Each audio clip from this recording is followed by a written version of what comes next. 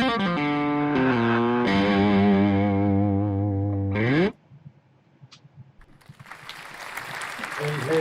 how's everybody doing today? Welcome to December the 1st. Christmas time is almost here. Hope everybody's as excited about the end of the semester as I am. It's good to see a good crowd tonight. Holy cow, 19 people. Not bad. 20 people. Fantastic. Not bad. 20 people. Fantastic. Oh, here we go. Got an echo again. I goofed it up. I haven't done that for several weeks. So don't be teasing me, Nicole Ortiz. Maya, what in the heck is a cat cafe? I saw that comment, and are we having an echo? Do you hear an echo?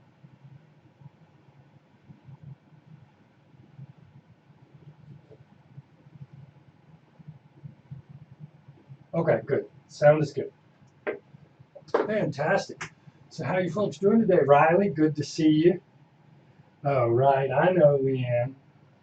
I managed to avoid this for like almost 2 weeks. You got to give me a little credit there. I'm pretty good at it, right? Fantastic. So I hope everybody had a decent Thanksgiving. Mike, I'm glad you made some bucks. That's always a good thing. I just had it was me, the wife, and the 2 kids for Thanksgiving, so it was pretty stinking quiet at the Roddenberry household, too. Now, let's see what we got. Hold on just a second. All right. Fantastic. All right, so let's see. We got a pretty good. How's the video? Am I choppy today? Or is it pretty smooth? Hill Ridge Farms. What's Hill Ridge Farms, Riley? I've never heard of that before.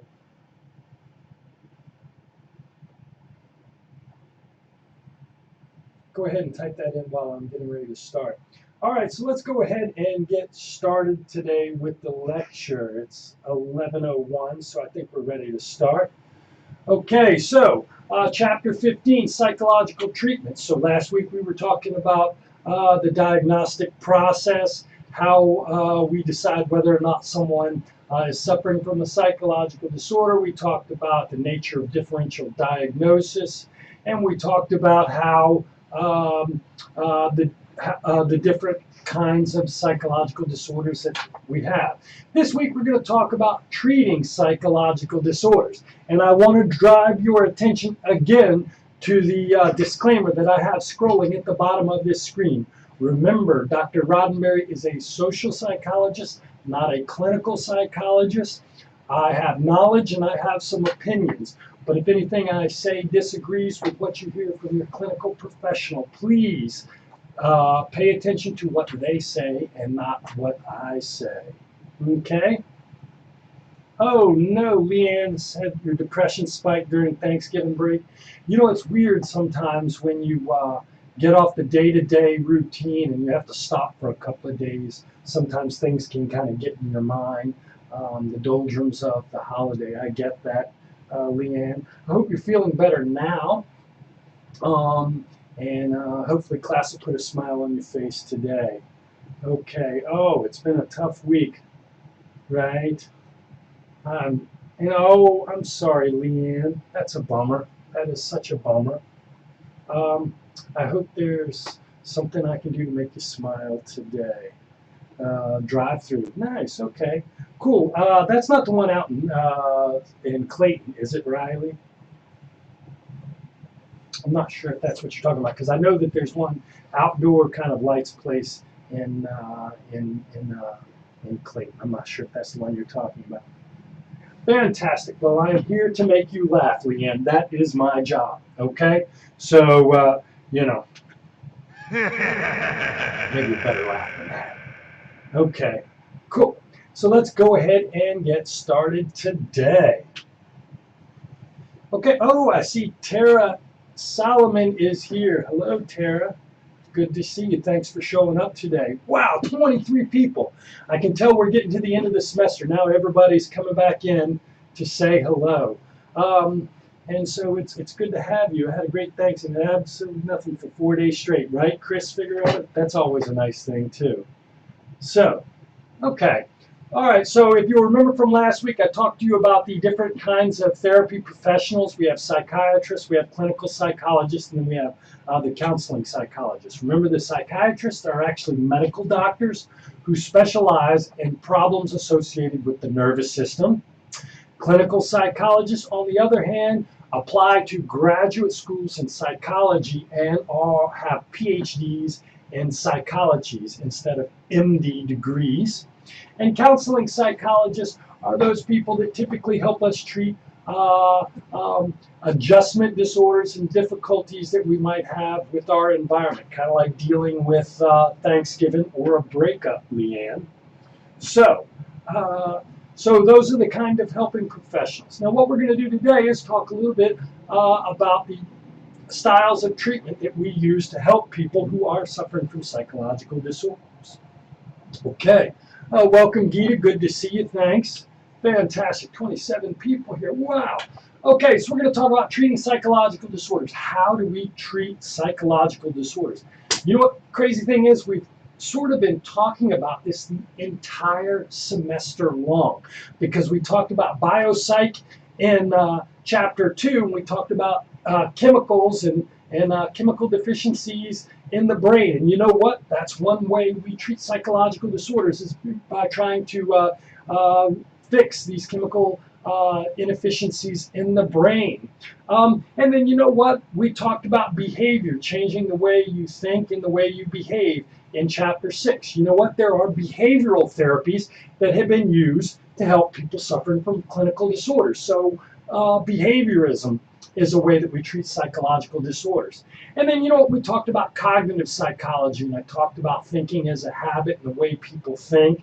And we talked about during the stress chapter, we talked about people learning how to deal with stress intellectually. And so all of these approaches that we've been talking about over the whole semester are used to treat psychological disorders. But we're going to distill those approaches that we've talked about in the disorder and talk about them within the context of treating psychological disorders. So really, you already know how we treat psychological disorders. So this is a review, so to speak. All right. And so what we're going to do today is we're going to talk about the behavioral approach and the cognitive approach. And then on Thursday, I'm going to focus on the biological approach to treatment. All right. Now, this week's webinar, the optional webinar that we're going to be having Tuesday night or Wednesday afternoon, we're going to talk about some of these biological treatments. And I'm actually going to suggest to you that maybe we don't know as much about how psychological disorders are caused as we would like to. And so I'm going to talk about the limitations of biological and therapy treatments to help people who are suffering from psychological disorders. Oh my goodness. Looks like we've got the jackass today trying to cause trouble. Jack, go away. Please, please, please, please, please, please, please. I'm begging you. Go away, Jack. Nobody wants you here. Nobody wants you here. Please find something else to do. All right? Maybe there's some sort of sports video you can watch. Maybe you can go watch the news. Just go somewhere else. Okay? God, he is so freaking annoying. Jesus.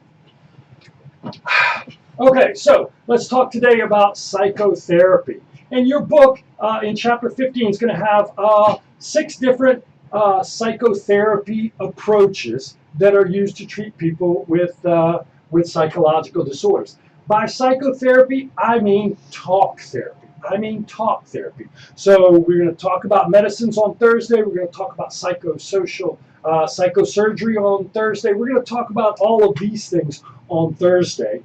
But what we're talking about today is talk therapy. And so we're going to talk about no, it's not going to be okay, Riley. This is a serious class, and we're trying to get something done, and we don't need annoying jackasses, all right? And, you know, you're welcome. also to go somewhere. All right. So what we're doing here is trying to focus on the important aspect of learning. You have an exam coming up, and I will be testing you. All right. So we're going to talk about talk therapy today. And there are actually 6 different sort of brands of talk therapy. Now I'm going to focus on behavior therapy and cognitive therapy today. You'll notice I've got the circle there. But I do want you to know in general what these 6 different approaches to psychotherapy involve. All right? Now, yes, I'm very serious about this. I'm very angry, Riley, and I don't want people ruining my class. So, psychodynamic therapy. This is probably the oldest approach to talk therapy. This was the brand of therapy that was identified by Sigmund Freud over 120 years ago. And what Sigmund Freud understood was that some of us have these problems and insecurities, these conflicts that develop early in our life. Maybe your parents wanted you to do something and you felt like you wanted to do something else. And you had conflict and shame and embarrassment because you couldn't meet the standards that your parents had. Sometimes people have depression because of unresolved conflicts, things that happened to them when they were kids. In fact, sometimes people even forget these instigating events that cause them to have these psychological problems. And so psychodynamic therapy is a branch of talk therapy identified or sort of originated by Sigmund Freud, where you would come in and you would try to untie the psychological knots that are impairing people's functioning. You help them realize these beliefs and thoughts and memories that they've probably forgotten or repressed, and you help them work through these conflicts, these feelings of inferiority, these feelings of jealousy, these feelings of shame and doubt. And so psychodynamic theory is a brand of theory where you just help the client become aware of unconscious conflicts and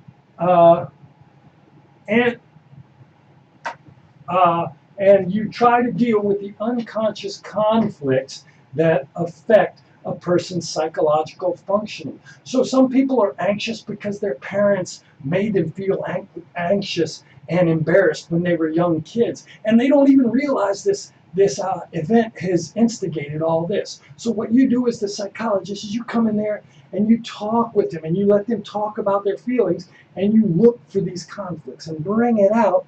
And hopefully, according to Freud, if you talk about these conflicts and bring them into awareness, they lose their potency and their effect on our behavior. And so psychodynamic therapy is still practiced by therapists. And if any of you have ever gone to a therapy, they've probably done something along the lines of psychodynamic therapy. Okay, so I have a quick question. So, Tara Solomon, so with behavior and cognitive therapy, were they completely separate or would you use them together? That's a good point. You know what? Behavioral therapy started first. Cognitive perspective came on, like I suggested to you. These people thought that beliefs and thoughts were important too. And somebody realized that, you know what, if you put them together, you have a really powerful psychotherapeutic tool, Tara, and we will call that cognitive behavioral therapy. Anybody ever heard of cognitive behavioral therapy? There you go, Ashley Guthrie. Very good, Ashley, gold star for you today. It's gold star for you, okay? And so we're actually going to talk about cognitive behavioral therapy in a couple of slides. Good one. Now, another approach. Remember, I told you that the humanists, like Carl Rogers, like oh my goodness, the pyramid, Maslow. These folks believe that a lot of our psychological problems didn't necessarily come from conflicts that we'd had early in childhood, but that people weren't letting us grow to our potential the way we want to. So humanistic therapy, some people go to humanistic therapy and they help clients fulfill their potential for personal growth by helping them realize the value of their own thoughts and their own feelings. A lot of you don't even feel confident about your own beliefs, your own desires. People question themselves. Should I feel this way? Should I think this way? Should I be this way? And so a humanistic therapist is one of those persons that tries to help you remove the doubt that lives in your life that is challenging your functioning, right? So whereas the psychodynamist goes in and tries to figure out the conflicts and the problems and sort those problems out, those that happen early in your childhood, the humanistic therapist is really just trying to give you a sense of organismic valuing, letting you feel confident in the things you feel and you behave. Have any of you ever had experiences where you just don't trust your own beliefs? You sort of question yourself? The humanistic therapist is the person that tries to help you get past that. Yes, Etta, I would say psychodynamic therapy is still used. I've been married 27 years. That's a long freaking time. And several years ago, me and the missus were kind of having some marital problems, and we were just kind of at our loggerheads. And I actually went to a therapist for about a year, and this fellow, we sort of talked about it from this psychodynamic point of view. So the therapist sort of helped me work out these conflicts and these problems that I'd built up, and the effects that they had on me. So yes, I think that psychodynamic therapy is still used. Now, in the Freudian sense, probably not. But yes, we do understand that some people have psychological knots that they have to have untied. Is it weird doing therapy as a psychologist? Yes, Keelan, but I don't think it's any weirder or any more embarrassing than it is for anybody else. You know what I mean? I think everybody, when they go to a therapist, some people, I think, feel badly about themselves, like they're a failed human. And I think I had those normal feelings when I started going to a therapist. But honestly, for me, it felt like just talking to somebody who I could bounce ideas off, who could help me understand myself a little bit better. Yeah, it's embarrassing, but that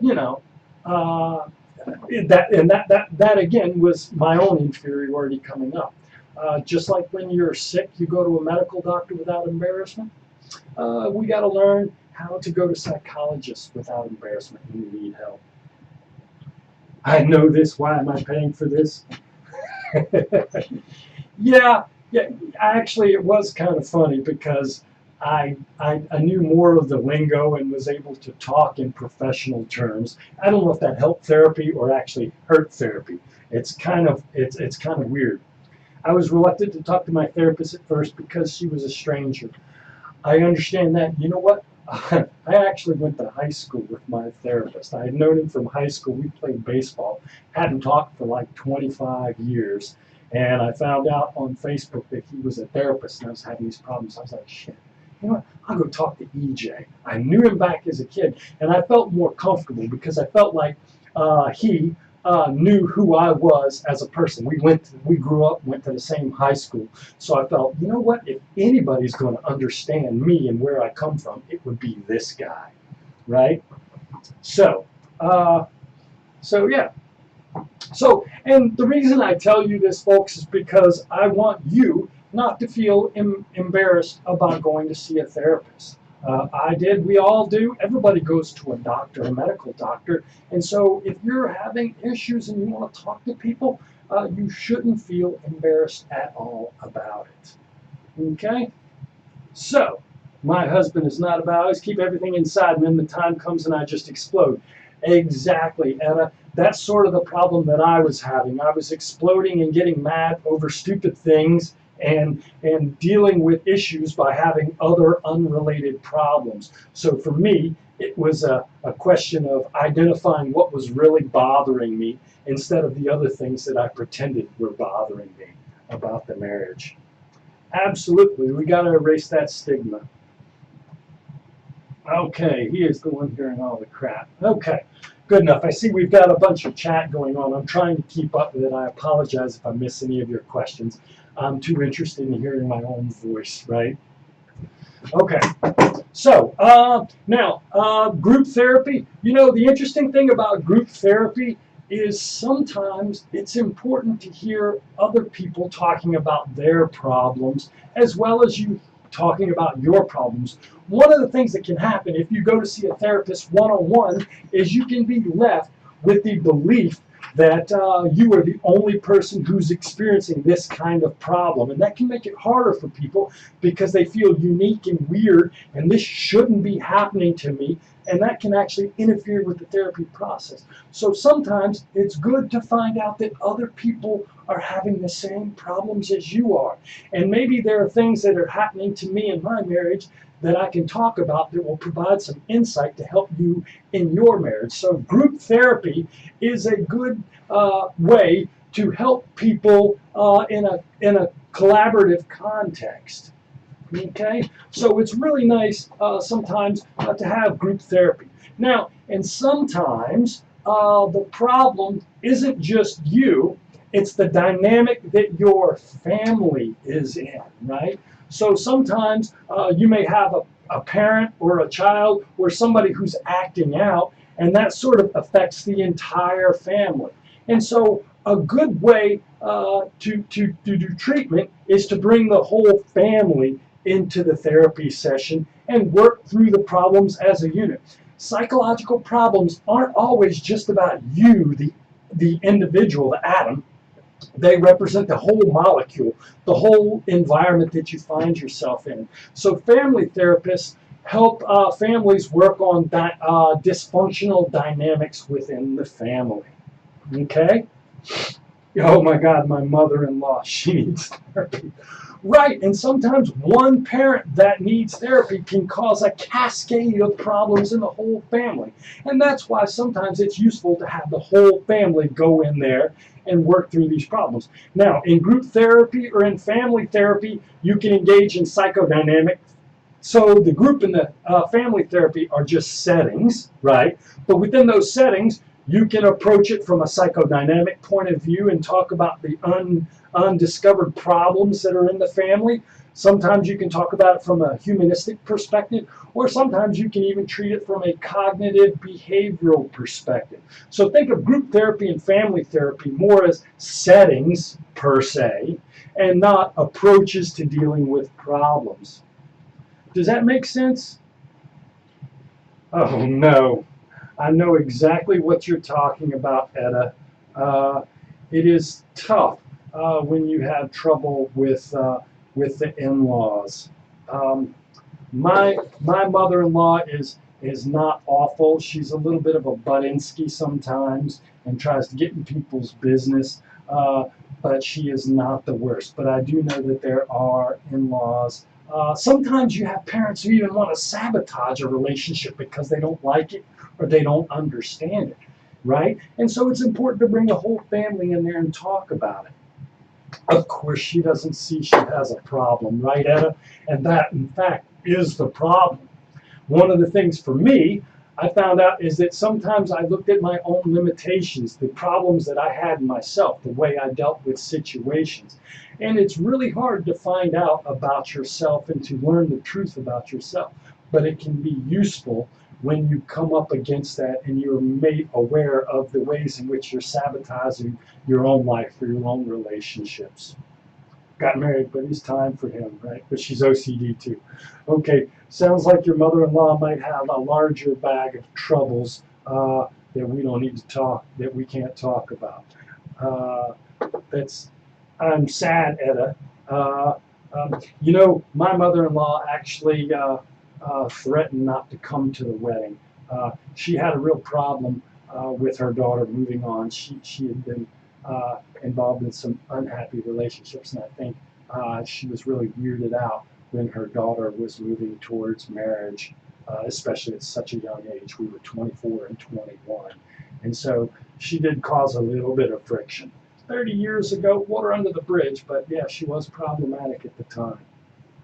Okay, now, behavioral therapies. If you remember, we talked about counter conditioning, which is just like John Watson showed that little Albert developed a phobia based on his exposures. What we can do is we can change the exposure type and try to remove these problems. And in fact, I showed you the lady with coulrophobia, with clown phobia, and they used exposure therapy. If you remember from that setting, the psychologist talked to the lady beforehand about what she was liable to experience when she saw the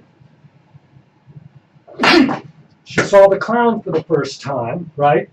What's going to happen when you see the clown? She's like, I'm going to get afraid and I'm going to run out of the room. And he's like, no, you're not. What are you going to fear? She's like, I'm going to get afraid and then I'm going to get over it. And so the doctor was using exposure therapy. Before the event, he talks to her and they explain what emotional experience she's going to go through and how it's not a bad experience and it'll get better. And then the doctor brought her into the room and exposed her to the clown. She went through that fear response and then she learned that the clown, her fear resided, and she realized that the clown was not going to hurt her. So the doctor used exposure therapy to help treat that particular problem. Okay. Now, a fear hierarchy, the exposure therapy doesn't really use the fear hierarchy, Tara. In the exposure therapy, they do one exposure, but the idea is the psychologist sits there and works you through the sympathetic nervous response. Remember we talked about parasympathetic and the sympathetic nervous response. When you get scared, you go into the fight or flight or the sympathetic nervous response. In exposure therapy, what I'm going to do is I'm going to expose you to that fearful object, and then I'm going to let you work through your fear. I'm going to be there supporting you, and the fear will eventually subside. In systematic desensitization, we try to avoid the negative emotion altogether. Instead of helping you work through the fear emotion, what I do is try to pair you with the object in increments where you don't experience the negative emotion. So I sort of teach you to associate a new emotion with the feared object. Do you see the difference, Tara? I hope that makes sense. They're similar, but not exactly the same. And in fact, systematic desensitization takes a long time. It takes multiple trials. And your insurance company doesn't want to pay for multiple trials. So they would prefer you use exposure therapy. Go to the therapist once, maybe twice, instead of over 10 or 15 or 20 different visits. Does that make sense? My friend Dave Fitzgerald, the one I showed you last week, the clinical psychologist, he used exposure therapy to cure a kid who had a needle phobia and was having trouble at the doctor's office. And he did it in one sitting. And I remember him joking, because treating psychological disorders are so difficult, he actually said, wow, I cured my first patient today. Psychological problems can be tricky to sort out. And so, that's one thing you need to keep in mind as we talk about this. Psychological problems are difficult to sort out. I hate needles too. They forcefully expose towards that fear and then see how you react and make you react a different way. Well, actually, the thing is, when you become scared of something, you will eventually get over your fear. So what they do is they support you so you don't run away. The doctor was there just to keep that lady from running out of the room when she saw the clown. That's the only thing. Because if she ran out of the room while she was still experiencing the fear, basically what they would have done was strengthened the phobia that she had. Instead, the doctor keeps her there seated, provides the comfort for her, and then lets the fear response naturally go down. And then when it goes down, she realizes, hopefully comes to a realization that it's not that it's not the problem, that it's not as fearful as she originally thought. Okay. Now, your book talks about one other kind of sort of behavioral treatment. We'll call it the exposure and response prevention. Okay, so typically when people have an obsessive compulsive disorder, what they have are obsessive thoughts, usually fears, that drive compulsive behaviors. So the obsessive thought might be your fear of death, And your compulsive behavior to protect you from that would be washing your hands. So some people with OCD wash their hands because they're afraid of dying or germs or something like that. So typically it's the obsessive thought that drives you to engage in the behavior that then reduces your obsessive fear for just a short time, but then it comes raging back and you have to do the compulsive behavior again. So I'm afraid of dying, I wash my hands, feels better. 5 minutes later, I start thinking about dying again, I go wash my hands, makes me feel better. I have a fear of dying, I go wash my hands, and every 10 or 15 minutes this obsessive thought pops back into my head and it drives me to an obsessive behavior. Okay, so that's sort of the OCD. So one way that doctors do treat that is through exposure and response prevention. And basically what they do is they try to break the link between the obsessive thought and the compulsive behavior, right? So what I would do is I would bring you into my office. We would conjure up your obsessive thought, and then you and I would work together so that you don't engage in the compulsive behavior.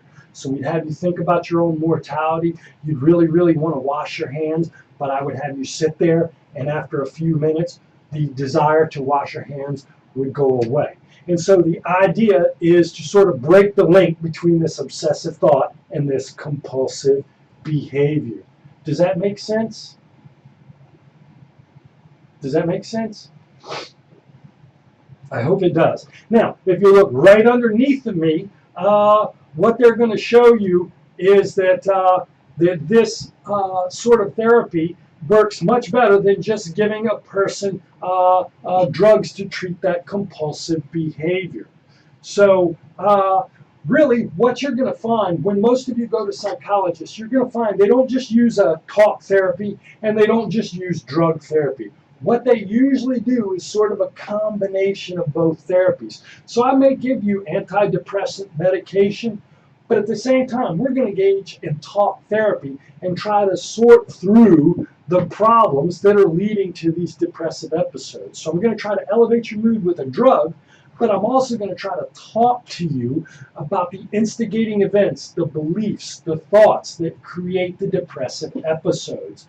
And you're going to find the best therapy occurs when you combine drug therapy with talk therapy. Okay? Now, quickly, cognitive behavioral therapy.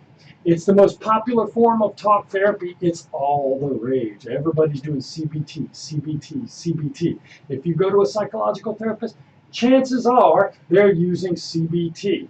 Now, when we talked about personality earlier in the semester, we talked about reciprocal determinism. The idea that not only do the outcomes in life reinforce behaviors, but they also create beliefs in your mind. So you may have tried to get in that advanced class and your behavior was not reinforced. Uh-oh, I didn't get in that class. But not only does your behavior change, but you develop a belief based upon these outcomes. And so a lot of times people have experiences that are reinforcing or punishing earlier in their life that create beliefs that live on long after the punisher or the reinforcer is around. So every time I tried to do something good, my dad told me, this is not true, but let's say my dad told me, you're a failure, Chris. What you do is not good. So he punished my behavior trying to be creative. Every time I tried to be creative, my dad punished that behavior. So I quit trying to be creative. But I also developed the belief that I'm not a creative person. So long after I leave my dad, when I'm given an opportunity to be creative, that belief stops me from engaging in that particular behavior.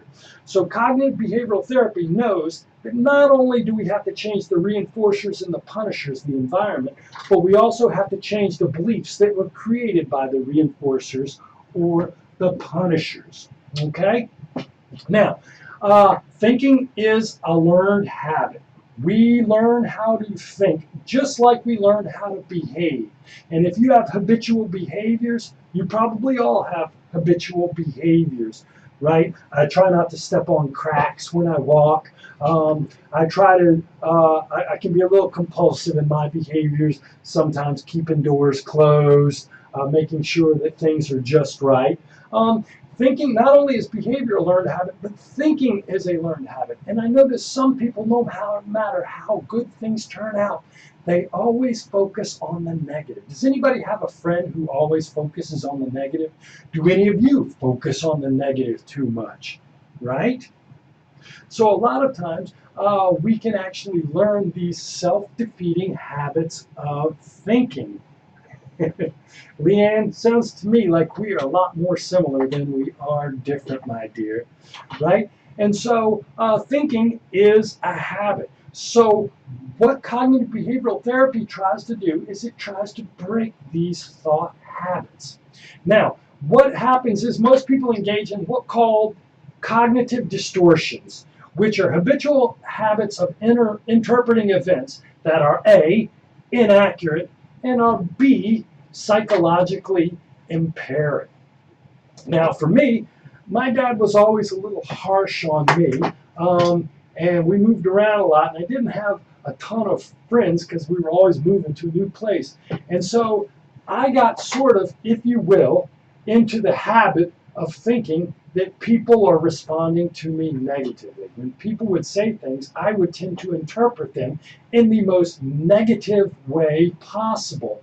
And then that would impair my function. Somebody would say something and I would say, wow, they really don't like me, right? When they're just saying, I'm tired. Chris, I'd love to hang out with you, but I'm tired.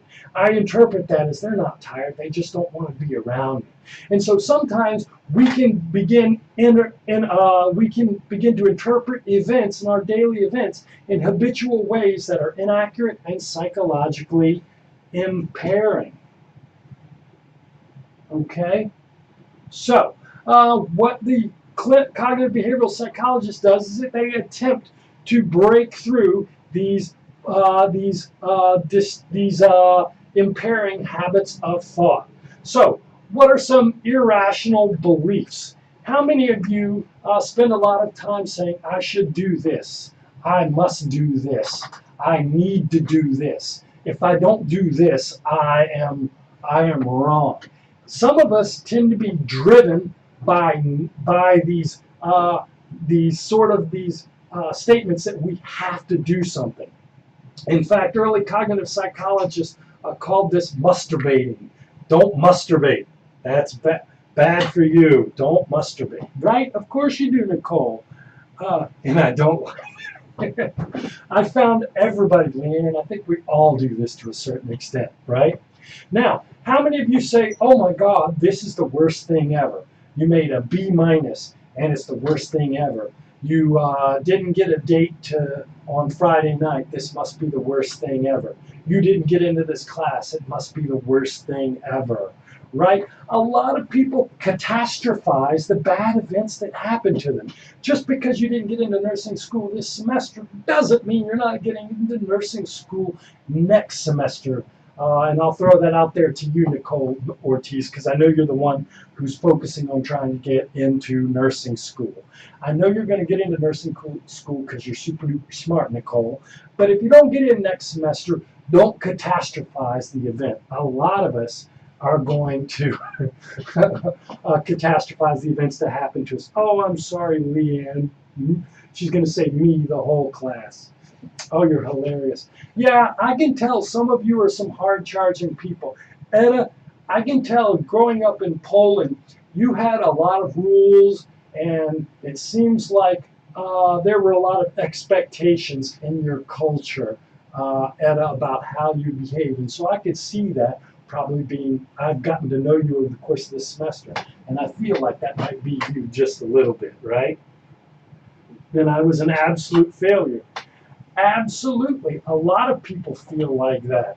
If you don't get into this particular university, you are a failure. I remember I applied to Duke as a high school senior, and I wrote a crappy application. My grades were borderline good enough for Duke. My SAT scores were good enough for Duke, but I just wasn't Duke material. And I remember when they turned me down, I felt like the world was over. Oh my God, I'm not going to Duke. I'm a loser. You know what? Chapel Hill's not a bad school either, and life turned out okay for me. But at the time, I catastrophized that event. Some people jump to conclusions. How many of you jump to conclusions with people? They'll say something and you think that they mean something else. You're jumping to conclusion. Some people disqualify the positive and focus on the negative. Some people think that the world has to be fair. Dude, the world is not fair. You're going to get treated poorly by people even though you're a nice person. You're going to do the best thing and people are going to crap on you. The world is not fair. But you know what? Some people think that the world is fair, and this causes great distress when the world turns out poorly. You know, right? Tara says I overthink everything. You know, that's the biggest problem, honestly, with a lot of people who have neurotic disorders like anxiety and depression, is we spend too much time in our own head, and we don't live in the moment. We live in the past, we live in the future. I could think about all the mistakes that I've made in my past, and it'll cause me to be depressed. I think about all the challenges I have in the future, and it might make me anxious. The best way is to learn how to live in the moment, so to speak. But that's much easier said than done, right? Okay. And then, you know what? We take things personally.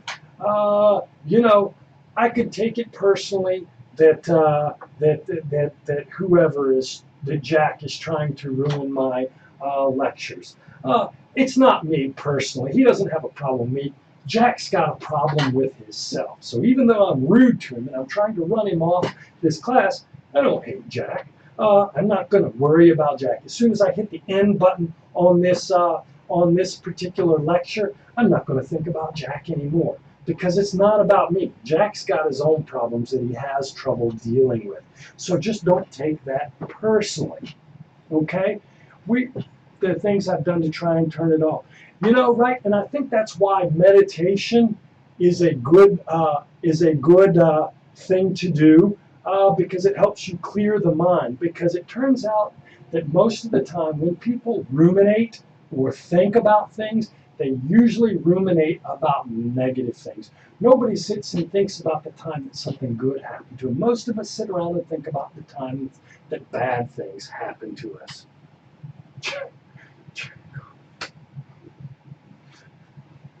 Nicole, you silly fool.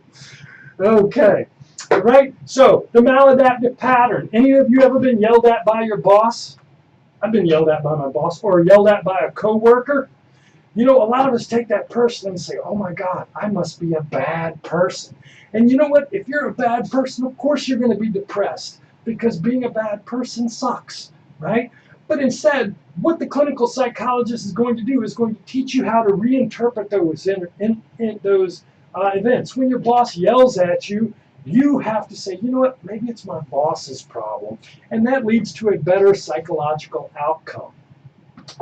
My youngest son just started his new career as a lineman, climbing up, fixing the power poles. And he's working with a guy who clearly, he's described this guy to him. They've been working together for about a month. This guy's got some serious emotional problems. He drinks too much.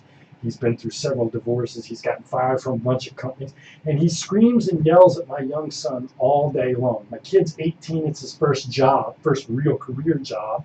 And he feels like he's doing something wrong. And every day when he comes home depressed, I have to go back and work through the fact that his friend Steve, or his coworker Steve's got some serious emotional problems. When Steve yells at you and cusses at you and calls you names, it's not you, Zachary. It's Steve dealing with his own problems from this troubled marriage, his troubled life, his troubled finances. He's bringing all this stuff into work, and you just happen to be a target. And so every day after we do dinner time therapy, my kid gets up and he's a little bit better for the day. Now he goes back in and has to face Steve every day. And so I have to have cognitive restructuring therapy with him every night. Of course, everybody hates getting yelled at. And you know what? There are people in my department who don't like me. They think I'm showing off with my video lectures.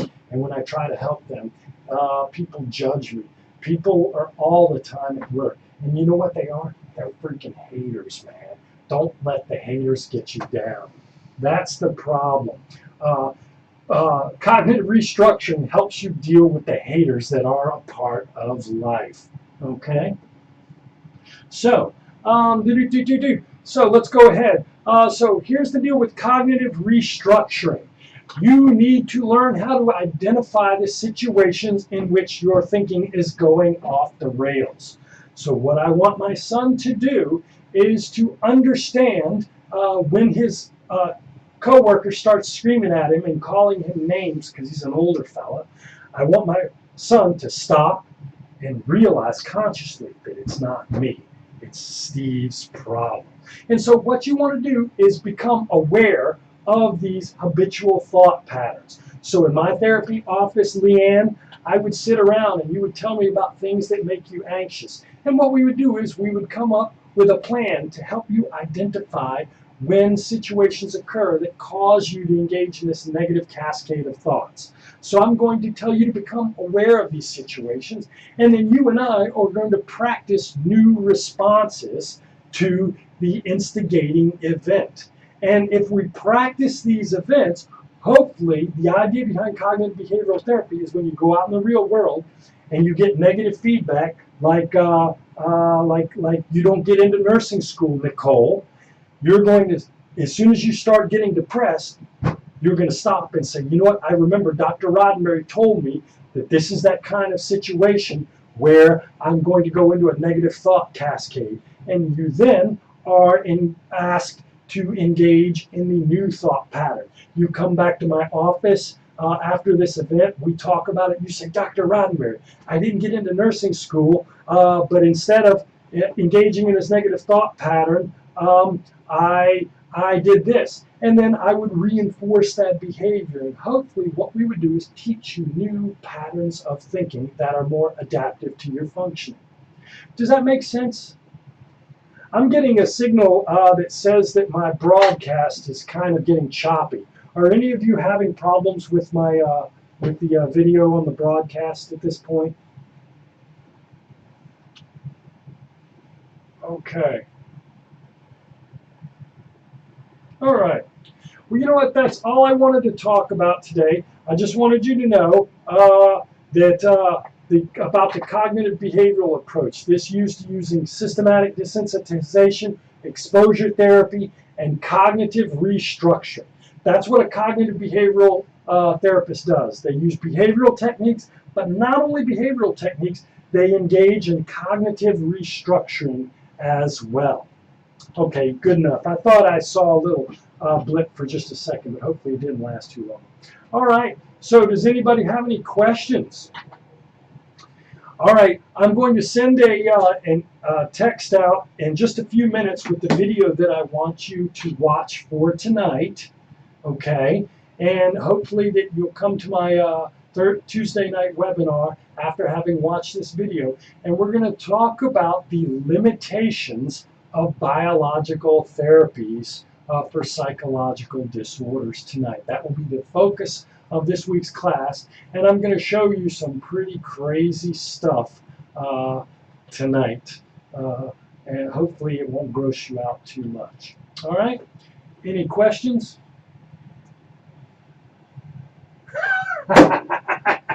Well, thank you, Judo Jude. Like I said, Jack doesn't bother me. I just get annoyed really easy, and I can be sort of a smart ass. Like I said, as soon as I hit the stop button, I'm going to be done with Jack.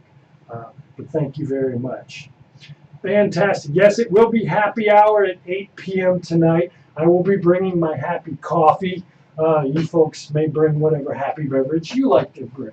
Okay? If you don't have any questions, I'm going to go ahead and say goodbye. It was good to see everybody. This is the second to last lecture. I am so sorry and so sad because I've been having fun this semester. And I hope to see most of you in my developmental psych class next spring, right? So take care. I'm going to answer a couple of questions offline. If you have any questions or problems, don't hesitate to send me a remind text. Take care, folks.